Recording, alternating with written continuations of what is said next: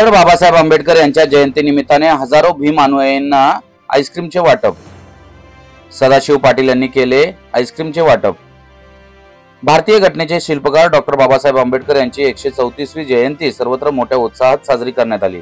त्याचप्रमाणे अंबरनाथमध्येही राष्ट्रवादी काँग्रेस पक्ष, शरद पवार गट व सदाभामा पाटील प्रतिष्ठानतर्फे डॉक्टर बाबासाहेब आंबेडकर यांची जयंती मोठ्या उत्साहात साजरी करण्यात आली। अंबरनाथ नगरपालिकेच्या पटांगणात असलेल्या बाबासाहेबांच्या पुतळ्यास पुष्पहार अर्पण करून अभिवादन करण्यात आले। अभिवादन करण्यासाठी आलेल्या नागरिकांना आंबेडकर जयंतीच्या शुभेच्छा देण्यात आल्या।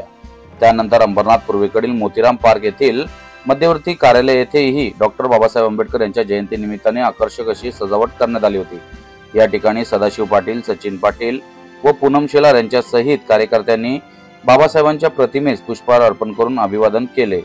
आंबेडकर जयंती निमित्ताने पूर्व भागातून निघालेल्या भव्य रॅलीचे शहर अध्यक्ष सदाशिव मामा पाटील यांनी स्वागत केले व भीम अनुयायींना शहर अध्यक्ष सदाशिव मामा पाटील यांच्यातर्फे आईस्क्रीमचे वाटप करण्यात आले। याचा आस्वाद हजारो अनुयायींनी यावेळी घेतला।